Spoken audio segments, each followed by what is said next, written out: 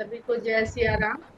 रामचरितमानस बालकांड दोहा संख्या 296। अयोध्या में तैयारी हो रही है भगवान राम के विवाह उत्सव के लिए बारात को ले चलने। बहुत ही सुंदर प्रसंग है। और हम देखेंगे कि शायद हमारे जीवन के एक आश्रम के बारे में भी इस प्रसंग में उसका वर्णन रहेगा। और वो जो आश्रम है वो एक तरह से सुख, सुविधा, भोग, विलास इत्यादि ये सब जुटाने का, भोगने का, करने का ये आश्रम इसका ऐसा संसार में इसी तरह का दिखता है। क्योंकि 25 साल तक तो बच्चों को चाहे जहां भी रख दीजिए, चाहे जैसा हॉस्टल हो, चाहे जैसा पीजी हो, वो रह लेते हैं, पढ़ाई लिखाई कर लेते हैं वहां पे रह के। ज्यादा सुख सुविधा साधन की बातचीत नहीं करते, चाहते नहीं है। उनका जो उद्देश्य रहता है उसमें लगे रहते हैं। परंतु जब जॉब में आ जाते हैं, विवाह इत्यादि कर लेते हैं, तो वो अपने जीवन में सुख सुविधाओं का समावेश करने लगते हैं, उसके लिए जुटे रहते हैं और प्राप्त भी करते हैं और उनको भोग भी करते हैं। यही सब कुछ देखने समझने का प्रयास है। तो इस पूरे प्रसंग में हम लोगों ने ये समझने का प्रयास किया है कि किस प्रकार भगवान राम काम को भी एक सम्मानीय स्थान विवाह के द्वारा संसार में प्रदान कर रहे हैं। और हम सब जानते हैं कि कामदेव का एक नाम मनसिज या मनोज भी है, अर्थात उनका जो अनंग हो चुके हैं, और मन भी हमारा अनंग है। पूरे शरीर में किसी न किसी रूप में, भले ही सूक्ष्म रूप में, हर अंग दिखता है, पर मन कहीं नहीं दिखता है। तो ये जो अनंग हो गए हैं कामदेव महाराज जी, इन्होंने सबके मन पर अपना निवास बना लिया है, मन के रूप में विद्यमान है। तो मन होता है और मन की कामना होती है। तो ये मनोकामना मिल करके कामदेव को सदा एक अशरीरी रूप में ये एक अस्तित्व प्रदान करते रहते हैं पूरे संसार में। तो इस मन और कामना और मनोज, इनको भी हम समझने का प्रयास करेंगे। जिन लोगों का माइक खुला है, मेरी उनसे रिक्वेस्ट है कि प्लीज आप लोग म्यूट कर लें। दीपा शर्मा जी आप म्यूट कर लें, आपके यहाँ से कोई साउंड नहीं आ रही है, फिर भी आप कर लें। तो दोहा संख्या 296 इस प्रकार है कि मंगल में निज निज भवन, लोगन है रचे बनाई, बीथी सींची चतुर सम, चौके चारु पुराई। तो इसमें हम लोग इस पूरे प्रसंग में देखेंगे कि जो भी सामग्री है, जो भी वर्णन है, जो भी पशु हैं, जो भी वस्त्र हैं, जो भी व्यवस्था है, वह सब भोग विलास को दिखा रही है, प्रदर्शित कर रही है। तो इसकी भी उपयोगिता संसार में है, जीवन में है। पर कितनी है, कहां तक है, और कितनी उनसे हमको लिप्तता रखनी है, यह समझने का प्रयास करिएगा। ऐसा भोग विलास जो वर्णन किया जा रहा है अयोध्या और मिथिला में, वो मनुष्य के जीवन का मैक्सिमम भोग विलास का साधन है। और उस भोग विलास के साधन को में जीने वाले राम और सीता का क्या आचरण है, क्या चरित्र है, वो समझने का प्रयास कीजिएगा। कहता जूथ जूथ मिली भामिनी, सज नव सप्त सकल दुति दामिनी, विधु बदनी मृग सावक लोचने, निज स्वरूप रति मानु विमोचन। कामदेव की बात करेंगे तो रति का वहां पर उल्लेख होगा ही होगा। तो गोस्वामी जी बहुत सुंदर ढंग से पूरे अयोध्या के उत्साह का और साजो श्रृंगार का, सजने का, उनका जो भी व्यवहार हो गया है विवाह के नाम पर, उसका वर्णन कर रहे हैं कि जहां भी देखिए वहां पर स्त्रियों के झुंड दिखाई देते हैं। और सज नव सप्त, नव सप्त 9 7 16, वो 16 श्रृंगार करके सकल दुति दामिन, इतनी चमक है, बिल्कुल बिजली की चमक के समान सकल सभी की सभी इतना श्रृंगार किए हुए हैं कि बिजली की चमक की तरह चमक रही हैं। विधु बदनी मृग सावक लोचन, सबके चंद्रमा के जैसे मुख है। विधु चंद्रमा, बदनी वदन, वदन का अवधिकरण है बदन। ये उर्दू वाला बदन नहीं, हम लोग गजवदन कहते हैं, यानी हाथी के समान मुख वाले। तो विधु बदनी यानी विधु बदनी, चंद्रमा के मुख वाली स्त्रियां जिनकी मृग सावक लोचन, हिरण के बच्चों की जैसी आंखें, निज स्वरूप रति मानु विमोचन, और अपने रूप से वो रति के मान का विमोचन करने वाली हैं। रति को अपने जो कामदेव जो मन में राज करते हैं, मन में निवास करते हैं, वो स्त्री के सौंदर्य को देख करके मोहित होते हैं। आकर्षण वहीं से होता है। तो वो रति के भी सौंदर्य को छक्के छुड़ाने वाली है, पीछे छोड़ देने वाली है। गावही मंगल मंजुल वाणी, सुनिकल रव कल कंठ लजानी। केवल रूप श्रृंगार से ही नहीं वो श्रेष्ठ नजर आ रही हैं, बल्कि वो अपनी सुंदर वाणी में जो मंगल गीत गा रही हैं सब समूहों में मिलकर के, उनकी कंठ की आवाज को सुन करके मधुर कंठ स्वर वाली कोयल भी लजा जाए। भूप भवन की मिजाई बखाना, विश्व विमोहन रचो बिताना। और राजा दशरथ के भवन का किस प्रकार बखान किया जाए, वो तो ऐसा लगता है कि पूरे विश्व को मोहित करने के लिए एक वितान को रचा गया है। मंगल द्रव्य मनोहर नाना, राजत बाजत विपुल निशाना। अनेक प्रकार के मंगल द्रव्य हैं और जगह जगह विराजमान होकर के नगाड़े बजाए जा रहे हैं। कतहु बिरधि बंदी उच्चरही, कतहु वेद धुनि भूसुर करही। कहीं पे वृंदावली वंदन गान गाने वाले लोग वंदनीय गीतों का गायन कर रहे हैं। और ये जो बंदी शब्द होता है, ये बंदी गृह बंदी वाला नहीं है। वंदना गाने वाले को, जो वंदनीय स्तुतियां करते हैं, उनको बंदी कहते हैं। मेरे ख्याल से वंदी होगा और वो बंदी अवधि में हो जाता है, क्योंकि वाह का प्रयोग बहुत कम है। तो जो विरुदावली गाते हैं, यश गाथाएं गाते हैं, उनको बंदी कहते हैं। वो अपने गीतों के द्वारा, यश गान के द्वारा उच्चारण कर रहे हैं। और कहीं कहीं वेदों की ध्वनि सुनाई पड़ रही है, जो ब्राह्मण लोग जिनका गायन और उच्चारण कर रहे हैं। गावही सुंदर मंगल गीता, लई लई नाम राम और सीता। जो लोग भी जो कुछ गा रहे हैं, वो राम और सीता का नाम। तो आप अगर कुछ किसी भी तरह से भगवान के नाम का गायन कर रहे हैं, चाहे रामायण की चौपाई गा रहे हैं, चाहे अपना भजन गा रहे हैं, चाहे लोकगीत गा रहे हैं, चाहे कोई बड़े कवि का कोई भजन गा रहे हैं, या कोई मंत्रोच्चार कर रहे हैं, आपके हृदय में अगर राम और सीता बसे हुए हैं, उन्हीं का स्मरण चल रहा है, तो सब कुछ जो है वो वहीं अर्पित हो रहा है, वहीं पहुंच रहा है। तो ये कभी मत सोचिए कि वो संस्कृत में श्लोक पाठ कर रहा है, गायन कर रहा है, तो वो उच्च श्रेणी का भक्त है, हमसे श्रेष्ठ है। और एक जो गांव वाली स्त्री है, जो चकिया चला रही होगी, या पछोड़ रही होगी, या कूट पीट रही होगी, वो कोई भजन भगवान के लिए गा रही है, तो वो कहीं से उनसे कमतर है। तो इसलिए ये सब बात इसलिए कही जाती है कि अयोध्या में जो इस अवस्था में पहुंचा हुआ है, वो जो भी कर्म करता है या जो भी कला करता है, कला की जो भी विधा को अपनाता है, वो राम सीता को स्मरण करके अपनाता है, तो वह सब श्रेष्ठ ही रहती है, और वो सब भगवान से जोड़ने वाली ही रहती है। बहुत ऊंचाऊ भवन अति थोड़ा, उत्साह बहुत बहुत है और भवन कम पड़ रहे हैं। हमारे शरीर रूपी भवन कम पड़ रहे हैं उस आनंद रूपी उत्साह को बता सकने के लिए।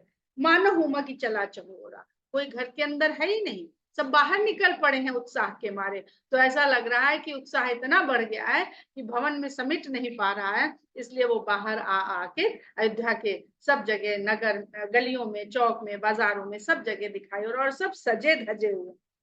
शोभा दशरथ भवन कई को कभी बरने पार, जहां सकल सुर शीस मणि राम लीन अवतार।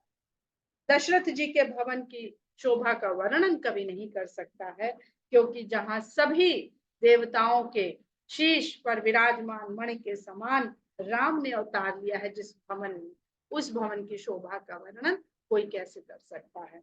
वो आनंद, वो उत्साह वर्णन से, शब्दों से परे। भूप भरत पुनि लिए बुलाई, हय गय स्यंदन साजहु जाई। राजा दशरथ ने फिर भरत जी को बुलवाया और उनसे कहा कि हाथी, घोड़े और रथ सजवाओ। हय गय स्यंदन, है घोड़ा, गय गज हाथी, या और जा बहुत आपस में करते हैं, या शब्द अवधि में जाकर के जा बन जाता है। और रथों को सजाओ, चलो बेगी रघुबीर बराता, सुनक पुलक पूरे दो भ्राता। शीघ्र ही राम की बारात की तैयारी करो। इतना सुनते ही दोनों भाई पुलक उठे, बहुत उत्साह के साथ काम करने के लिए दौड़ पड़े। भरत सकल साहनी बुलाए, आयस दीन मुदित उठ धाये। आकर के भरत जी ने तुरंत साहनियों को, जो अस्तबल के देखभाल करने वाले लोग थे, उनको बुलवाया और उनको आज्ञा दी। भरत जी से आज्ञा पाते ही वो भी बड़े मुदित मन से उठ के दौड़ पड़े। अब ये हय गय स्यंदन, ये क्या है? हय गय स्यंदन, तीन चीज को सजाइए। विवाह के लिए जा रहे हैं तो मन, कामना और अपना रथ यानी शरीर, इनकी सजावट करिए। मन को भी सुंदर बनाइए, कामना को भी सुंदर बनाइए। और ये मन और कामना, जिस दशरथ हम शुरू से बता रहे हैं कि दशरथ जिस प्रकार से शरीर को, 10 इंद्रियों को अपने नियंत्रण में करने वाला व्यक्ति दशरथ होता है, तो भरत जी को बता रहे हैं, क्योंकि ये हय गय संदन को साजने वाले, संभालने वाले पूरे रामचरितमानस में केवल भरत जी के अलावा कोई ये कर नहीं सकता। लक्ष्मण भी ये नहीं कर पाए, और भरत जी के द्वारा ही यह आदेश आगे को बढ़ता है। रचि रुचि जीन तुरग तिन्ह साजे, बरन बरन बर बाज बिराजे। साहनियों ने घोड़ों के ऊपर बड़े सुंदर सुंदर जीनों को सजाया, उनके ऊपर बंधवाया, उनको तैयार किया। और बरन बरन, वर्ण वर्ण के श्रेष्ठ, वर माने श्रेष्ठ, वर अनेक रंगों के श्रेष्ठ घोड़े पर उसको विराजमान किया, जीन को सजाया। वाज, वाज शब्द का अवधिकरण है, तद्भव है। वाज माने घोड़ा भी होता है, वाज माने शक्ति भी होता है। वाजपेयी जो शब्द होता है, वाजपेयी जिससे बन गया है, ये भी यज्ञ करवाने वाले ब्राह्मण जो उस शक्ति को प्राप्त करते थे, वो वाजपेयी कहलाते। शक्ति का पेय, पेय की तरह उसको पी जाने वाले। सुभग सकल सुठी चंचल करनी, अय इव जरत धरत पग धरनी। सुभग सकल, सभी घोड़े बड़े सुंदर हैं। सुठी चंचल करनी, और बड़े चंचल चाल वाले हैं, मटकते छटकते दिखते हैं वो। अय इव जरत धरत पग धरनी, और धरती पर पैर ऐसे रखते हैं जैसे धरती जल रही हो, अर्थात कितने फुर्तीले हैं, पैर धरते ही उठा लेते हैं। नाना जाति न जाहि बखानी, नाना जातियों के घोड़े हैं। निदर पवन जन चहत उड़ानी, जैसे पवन को पीछे छोड़कर, निदर उसका निरादर करके या उसकी निंदा करके उसको पीछे छोड़ के आगे बढ़ जाना चाहते हैं, यानी पवन वेग से चलने वाले घोड़े हैं, या पवन से भी तेज चलने वाले घोड़े हैं। तिन सब छयल भय असवारा, भरत सरिस भय राजकुमार। अब वो घोड़े सज गए, अब इन घोड़ों पर सवार कौन हो रहा है? बहुत बहुत आध्यात्मिक इसके अर्थ हैं। तिन सब छयल भय असवारा, भरत सरिस भय राज। इन सभी घोड़ों पर, मन रूपी जो घोड़े जो सज गए विवाह कार्यक्रम के लिए, विवाह उत्सव के लिए, उन पर सभी सुंदर छैल राजकुमार सवार हुए, जो भरत जी की वय के समान, उन्हीं के हम उम्र जो राजकुमार थे, यानी उनके मित्र लोग भी ऐसे घोड़ों पर सवार हुए। सब सुंदर सब भूषणधारी, कर सर चाप तून कटि भारी। सभी सुंदर हैं और सभी सब आभूषणों से सजे हुए हैं। कर सर चाप तून कटि भारी, और सभी के हाथ में धनुष और बाण और तरकश विद्यमान है। छरे छबीले छयल सब सूर सुजान नबीन, जुग पदचर असवार प्रति जय असि कला प्रवीण। इन घोड़ों पर जो राजकुमार सवार हुए, जो नव युवक सुंदर सुंदर सवार हुए, वो बड़े छरे, बिल्कुल छांट के चुन के लाए गए, छबीले हैं। सभी जानते हैं छबीले का अर्थ क्या होता है। छैल, छैल छबीले, और सभी शूरवीर हैं, सुजान भी हैं, ज्ञानी चतुर निपुण भी हैं। और नवीन, अभी नई नई उम्र को प्राप्त हुए हैं इन सब विधाओं में, इन सब विद्याओं में। जुग पदचर असवार प्रति, हर घुड़सवार के साथ एक जोड़ी पैदल चल रहे हैं जो असी कला में प्रवीण है। असी माने तलवार और असी कला, तलवार चलाने की कला में बहुत निपुण है। तो जब आप मन रूपी घोड़े पर सवार हो जाइए तो पदचर ऐसा साथ में रखिए जो असी कला में प्रवीण हो। मन कहीं भी चले, उसको सामने से जब ऐसी कोई आए तो वो असी अपने तलवार की कला के द्वारा उन दुर्भावनाओं को से आपको बचा सके। तो मन के घोड़े के जब आप ऊपर सवार होइए तो ये दो पदचर साथ में भगवान से मांगिए कि इनको भी साथ में दिए रहना। मन दी है तो कामना अवश्य उसमें है ही, लेकिन ये दो भी दे दो साथ में, तो फिर हमें कुछ भी डरने की आवश्यकता नहीं है। और वो पैदल हैं, वो घोड़े पे सवार नहीं है, वो धरातल पर, यथार्थ पर है। मन तो कहीं भी उड़ जाना चाहता है, पवन वेग, वो सब कुछ मन के लिए कह रहे हैं, निधरि पवन जन चाहत उड़ान। बांधे बिरद पीर रन गाढ़े, निकस गए भय पुर बाहर ठाड़े। और जो ये सभी लोग हैं, इन्होंने वीर रस वाला वेशभूषा पहनी हुई, जो सैनिक लोग पहनते हैं, वैसी वेशभूषा पहनी है और सब तैयार होके घोड़ों पे, सब आप चित्र बना लीजिए, और नगर के बाहर खड़े हो गए सबसे पहले। फेर ही चतुर तुरग गति नाना, हर सही सुनी सुनी पनव निशाना। और वहां पे नगाड़े भी बज रहे हैं, तो घोड़ा तो चुपचाप खड़ा नहीं रहेगा, वो कुछ ना कुछ चाल से वहां पर चल रहा। अपनी सुंदर घोड़े जो है वो अपनी चाल दिखा रहे हैं। मन कभी रुकता नहीं, मन सदा चलायमान, कुछ ना कुछ चलता। रथ सारथनी विचित्र बनाए, ध्वज पताक मुनि मणिभूषण लाए।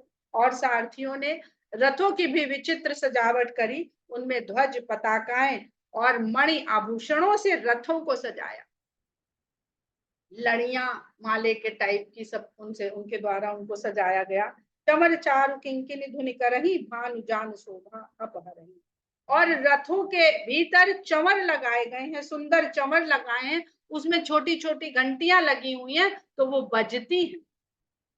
और इतने सुंदर रथ हैं कि उनको देख के लगता है कि भानु जान शोभा अपहरही, सूर्य के रथ की भी शोभा को ये छीन लाए। साम करन अगणित हय होते, ते तिन रथन सारथिन जोते। अनगिनत घोड़े ऐसे हैं जिनके श्याम वर्ण के कान, काले कान।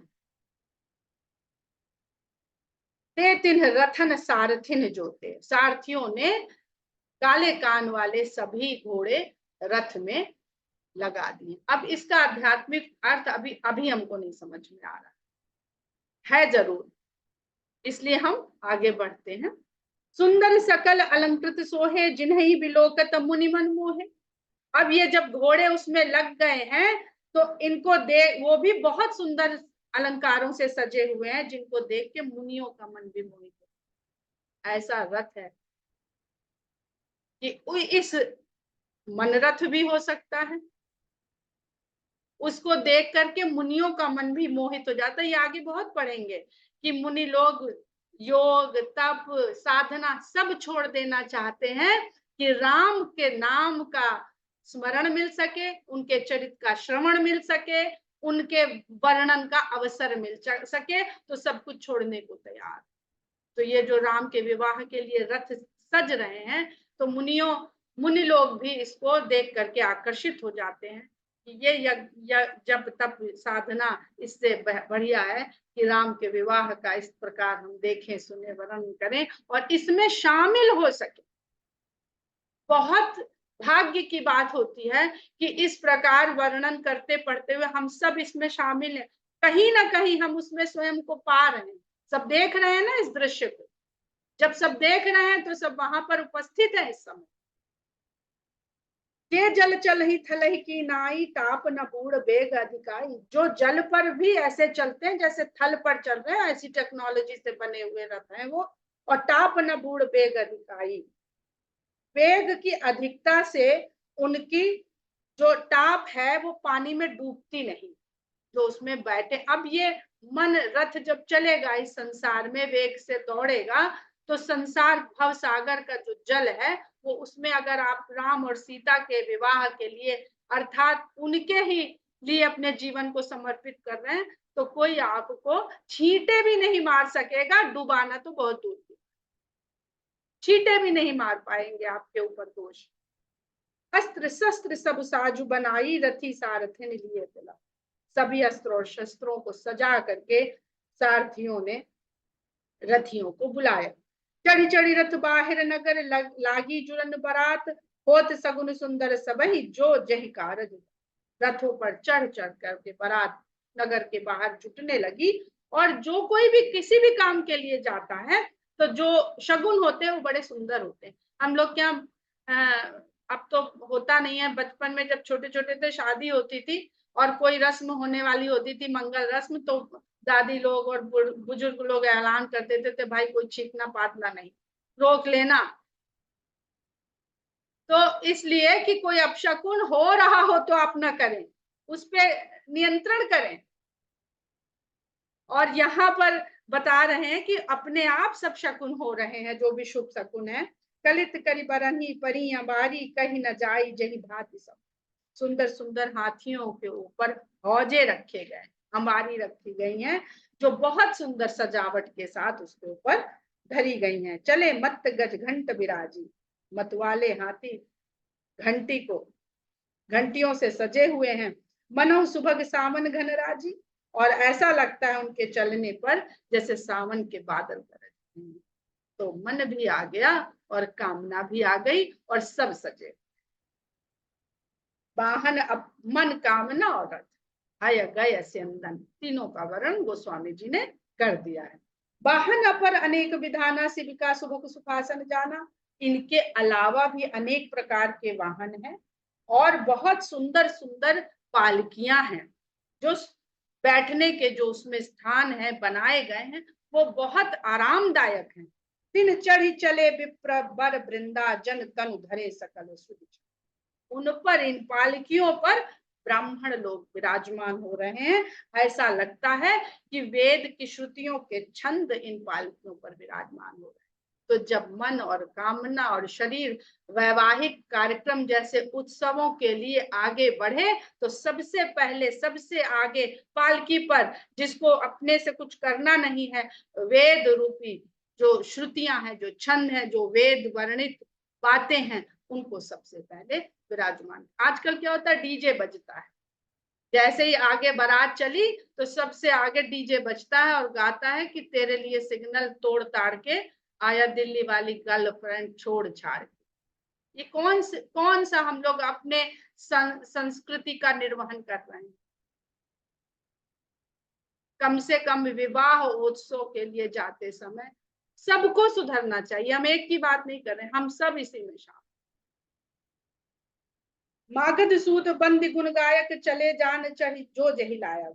और मागध सूत बंदी, ये सब गुणों को गाने वाले जो अन्य लोग हैं, वो भी जो जिस लायक था उस तरह के वाहन में सवार होकर के चढ़ चढ़ के चल रहा है। बेसर ऊंट वृषभ बहुजाति, चले वस्तु भर अग्नित गाती। खच्चर ऊंट बैल, ये भी बहुत प्रकार के हैं, जिसमें अनेकों वस्तुएं भरी जा रही है। रास्ते का खाना पीना सब वो भी तो रखा जाएगा कि ऐसी बारात चल देगी, अयोध्या से मिथिला तक जाना है।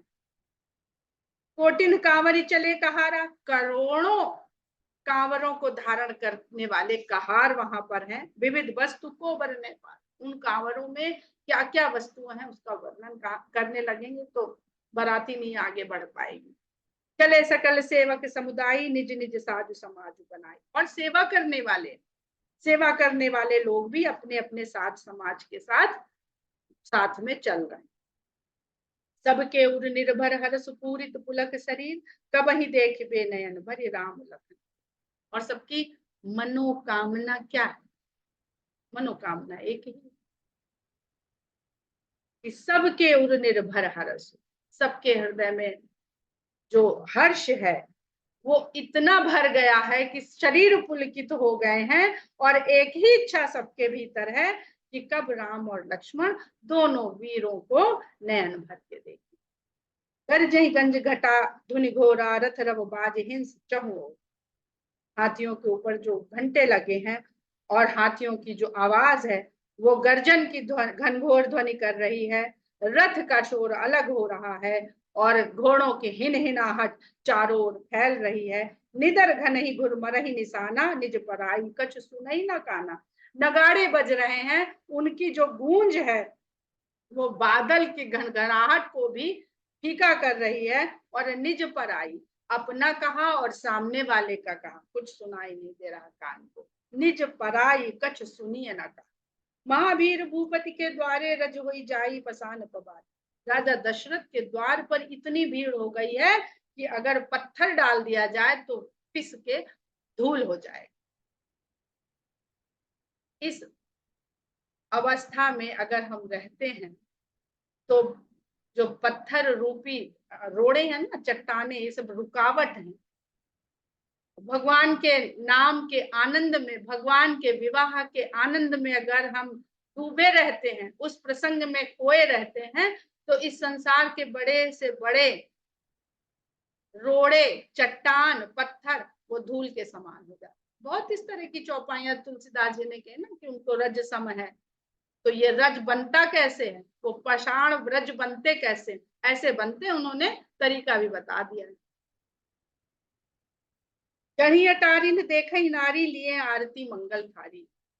अटारियों पर चढ़ी हुई स्त्रियां हाथ में मंगल साज से सजी हुई आरती की थालियां लेकर के ये दृश्य देख रही हैं, बारात के तैयार होने का, इकट्ठे होने का। गावही गीत मनोहर नाना अति आनंद न जाई बखाना। तब सुमंत्र दुई स्यंदन साजी जोते रवि है निंदक बा। स्त्रियां मंगल गान गा रही हैं, तभी सुमंत्र जी तो बहुत सुंदर रथों को सजा करके लाते हैं। जोते रवि है निंदक बाजी, उसमें जो घोड़े जुते हुए हैं वो सूर्य के रथ में लगने वाले घोड़ों की भी निंदा करने वाले। अब ये कौन से दो रथ हैं? सुमंत्र जी लाते हैं। सुमंत्र यानी जो सदा सुंदर मंत्रणा देने वाले। ऐसा दशरथ के पास सुमंत्र जी को हमेशा रहना चाहिए। और दशरथ जी के पास सुमंत्र है और कैकेयी जी के पास मंथरा। अयोध्या कांड में हम लोग इसको बहुत अच्छी तरह से समझेंगे कि ये क्या चक्कर है कि दशरथ के साथ तो सुमंत्र है और कैकेयी के साथ नहीं। दो रथ रुचिर भूप पहियाने, दोनों रथों को बहुत रुचि पूर्वक सजा करके राजा के पास लाया गया। नहीं सारद पही जाही बखाने, उनका बखान शारदा भी नहीं कर सकती। राज समाज एक रथ साजा दूसर तेज पुंज अति ब्राजा। एक रथ में तो राजसी भोग के सारे सामान से सजा हुआ है, और दूसरे रथ का जो तेज उसमें समाया हुआ है उसको तो कहा नहीं जा सकता। ज्ञान का जो प्रकाश होता है, ज्ञान का जो तेज होता है वो दिखाया नहीं जा सकता। किस वस्तु के द्वारा उसको दिखाया जाए? आपकी बुद्धि में जो ज्ञान भरा हुआ उसको कैसे दिखाएंगे? आपके पास वैभव है, वो आप दिखा लेंगे, बढ़िया श्रृंगार करके, बढ़िया वस्त्र पहन करके, बढ़िया आभूषण पहन करके, बढ़िया गाड़ी से बैठ के उतर करके। लेकिन यहाँ पर जो आपको, उसका आप प्रदर्शन कैसे करेंगे? यही रथ रुचिर वशिष्ठ कहूं हरसि चढ़ाई नरेश। उस रथ पर जो दूसरा रथ है, जो तेज पुंज है, तही रथ रुचिर वशिष्ठ कहूं, उस रथ पर राजा दशरथ ने हर्ष के साथ साथ वशिष्ठ को चढ़ाया। आप अब ये सब आपके जीवन का वर्णन हो रहा है, किसकी क्या महत्ता है, किसको आगे रखना है, किसको साथ रखना है। आप चढ़े उस अंजन सुमिर हर गुरु गौरी गणेश, और स्वयं गौरी गणेश शंकर को स्मरण करके स्वयं रथ पर चढ़ते हैं। राजा दशरथ सहित वशिष्ठ सोह नृप कैसे सुर गुर संग पुरंदर जैसे। वशिष्ठ जी के साथ राजा दशरथ ऐसे शोभायमान हो रहे हैं जैसे बृहस्पति के साथ में इंद्रदेव। अब ये क्या है? हमने कहा कि ये पूरा वर्णन भोग विलास का वर्णन करेगा मनुष्य के जीवन में। इंद्र कहाँ निवास करते हैं? स्वर्ग। इंद्र के साथ सदैव बृहस्पति विद्यमान रहते हैं, उनके गुरु विद्यमान रहते हैं, जो उनको सही सलाह, सही मार्ग दर्शन कराते रहते।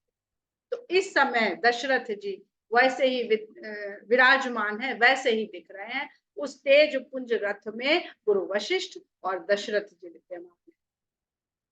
और ये भी हम लोग समझ सकते हैं कि गुरु वशिष्ठ ब्राह्मण वर्ण है, दशरथ जी क्षत्रिय वर्ण है। तो जैसे हमने हमेशा समझने का प्रयास किया है कि बुद्धि को आगे रखिए, तब बल को उसके पीछे रखिए।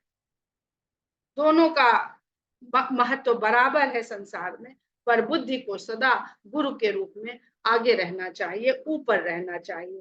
कर कुल रीत वेद विधि राउ, देख सबहि सब भांति बनाओ। अपने कुल की रीतियों को वेद विधि के अनुसार राजा ने करवाया, देखी सबहि सब भांति बनाई। और सबको देखा, आहा, सब सजे बजे सुंदर आभूषण वस्त्र, बढ़िया सवारियों में बैठे हुए, सुमिर राम गुरु आय सुपाई, चले महीपति संग बताई। और गुरु की आज्ञा पा करके राम का स्मरण कर, सुमिर राम, राम गुरु से पहले हैं। गुरु मिलता राम की कृपा से है, और गुरु के प्रकाश से, ज्ञान से, संगत से राम मिलता। तो राम का स्मरण करके, गुरु की आज्ञा पा करके राजा शंख बजाते हैं और सूचना देते हैं आगे चल बढ़ पड़ने की। हर से विबुध बिलो की बराता, बरसहि सुमन सुमंगल दाता। इस बारात को देख करके देवता लोग हर्ष से भर उठते हैं और पुष्पों की वर्षा करने लगते हैं। भयउ कोलाहल हय गय गाजे, व्योम बारात बाजने बाजे। जैसे ही बारात चलती है तो कोलाहल चारों ओर व्याप्त हो जाता है। हाथी घोड़े के चलने से एक कोलाहल उत्पन्न होता है, और व्योम बारात, बारात से जो ध्वनि उठती है वो व्योम तक ऐसा लगता है बारात में तो कोलाहल है, आसमान में भी कोलाहल हो रहा है। ऐसे बाजों का वहां पर ध्वनि भर जाती है। सुर नर नारी सुमंगल गाई, सरस राग बाजहि सहनाई। देवता, मनुष्य और स्त्रियां, देवताओं और मनुष्यों की स्त्रियां, यानी महिलाएं, स्त्रियां, और जो अप्सराएं हैं, देवलोक की जो स्त्रियां हैं या जो देव वधुएं हैं, वो सब मंगल गीत गा रही हैं और बहुत ही सरस राग में शहनाई बज रही है। घंट घंट धुनि बरन न जाही, सरव करही पाई तो फहरा।